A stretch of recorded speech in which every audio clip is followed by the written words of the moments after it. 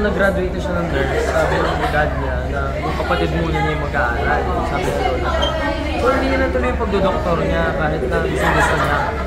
Eh kailangan na niya talaga mag-work kasi nga nandiyan na kami. So stay na siya as nurse. Sabi ko sa kanya ng bata ko, mami pagpapatuloy yung pangarap ng doktor. So guys, bata ka pa gusto mo? Nag-ano ka ba? Pre-med? Hindi pa po hanggang ano lang po ako eh, grade 10. Tapos kung nag-stop ako para mag-artista talaga. Kasi ito po talaga yung first choice ko, pinaka-gusto ko. Mag-doktor? Talaga? Parang nasa-sense mo na ba na may mararating ka? Kaya gusto mong maging artista? Siguro po, wala po akong nasa-sense. Ano lang po talaga, dahil lang po siguro sa sobrang kagustuhan ko na mag-artista, ginawa ko lang po talaga na pinupush ko po talaga na kailangan may marating ako. Saka bongga yung mga idol mo eh, Elijah. Ibig sabihin, serious acting talaga. Seryoso po talaga ako. So itatabi na natin si Kuya. Hindi lang. Kasi National Siblings Day ngayon. Yes. Kumusta ang brotherhood ninyo, ang kapatiran ninyo bilang magkuya? Para po kami magtropa na magkuya. Kaya kinakabahan ko siya, hindi niya alam yung sasabihin. Kuya, sinisweldohan ka ba niya sa pagdadrive? Joke lang. Meron naman po. Meron na. Pero ikaw kumusta? Paano ka nakapag-adjust sa fee na nakukuha ng kapatid mo? Hindi po rin po makapaniwala ngayon eh. Gano'n ka supportive sa kanya? Sobrang. Lagi yan nasa tabi ko. Sabi ni Rabin, sakit daw kayo ng ulo. Paano naging sakit ng ulo dati? Pasaway po kami. Pasaway talaga. Kahit si Rabin, no?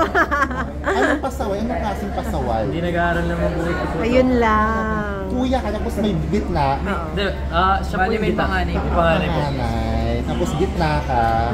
So lagi mo nakasama ngayon si Rabin. Tandem kayo. O mukha kayong Koreano. Dahil sikat na rin si Rabin, ready ka na rin ba sa fame? Kasi ang dami na rin po. Pwede, gusto mo na yung artista? Gusto mo naman Pwede rin po. Ay, wow! Tuturuan. Nagtuturuan. Sana may project kayo together. Sana po, sana. Grabe, part ba nung nag-iipon ka rin someday kapag med school? Opo, part yun. after, Tabi ko po siguro po kapag marami ng project talaga. Oo. Tapos, pag marami ng ipon nila. Hindi mawawala. Hindi mawawala, babalik Ang po cute ako. mo, Rabi, nakakatuwa. Ang cute ng doctor, di Oo ba? nga. Pogi. Ano gusto mo mag-specialize kung doctor ka? Gusto kong maging neurologist. Ay, wow naman Bakit talaga. neurologist? Hindi po ako nanonood ng Grey's Anatomy. Oh my God, ako rin. Hanggang ngayon ba updated ka pa? Hindi na po. Diyos kong haba na, no? Ang haba ng dami na. Ang dami nang namatay. Tsaka si mami ko po nung bata ako, sinasama niya ako lagi sa operating room. Oh. So nakikita ko kung paano yung yung ginagawa nila. Kaya natutuwa ako din. Mac-dreamy yun eh. Don't mind. Broken family ba kayo? Wala. Maki-single mama. Nawala po yung dad ko nung 4 years old ako na masaya. Yan ka bata. Namatay. Tapos sa harap ko po siya na Talaga ba? Tragic. Pero parang first time ko rin po siyang makita nun. Kasi OFW po siya sa Saudi. Tapos umuwi po siya dito para makita kami. Tapos Oh my God. So, taga-mama mo na nagtago.